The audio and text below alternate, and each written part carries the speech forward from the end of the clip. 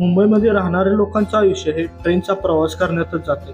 माणूस हा एका रुटीनमध्ये अडकून पडलाय. घर, काम, घर आणि ट्रेनचा प्रवास, बस इतकंच त्यांचं आयुष्य आहे. तर नमस्कार मंडळी, मी उंडगाणेल्या आज मी तुम्हाला घेऊन जाणार आहे गणपती बाप्पाच्या दर्शनासाठी. बाप्पाच्या आगमनानंतर मुंबईमध्ये तुम्हाला प्रत्येक गल्लीत वर्दळ पाहायला मिळेल. याच वर्दळीचा भाग बनून आम्ही मुंबईमधील खेतवाडीच्या गणपतीचे दर्शन घ्यायला गेलो. तशा तर खेतवाडीमध्ये 14 गल्ली आहेत, पण प्रत्येक गल्लीमध्ये जाऊन दर्शन घेणं शक्य नव्हतं. आम्हाला ज्या ठिकाणी शक्य झालं त्या गल्लीमध्ये आम्ही जाऊन दर्शन घेतलं. बाप्पाचं सूरज आणि मनमोहक रूप पाहून तिथून बाहेर पडायची इच्छाही होत नव्हती, पण आम्हाला इतर गल्लीमधील सुद्धा बाप्पांचं दर्शन घ्यायचं होतं. प्रत्येक गल्लीमध्ये जाणं शक्य नव्हतं, पण ज्या बाप्पांचं दर्शन घेतलं ते मनसोक्त आणि मन भरून घेतलं. माझ्या मनात बरेच विचार येत होतात, पण बाप्पा काय मागू तुझ्याकडे, त्यामुळं तुला जे द्यायचंय तेच दे. शक्य असल्यास संयम दे, पण जरा जास्तच दे. ही खेतवाडीतील बाप्पांना विनवणी करून मी परळचा राजा आणि महाराजा पाहण्यासाठी परळला आलो.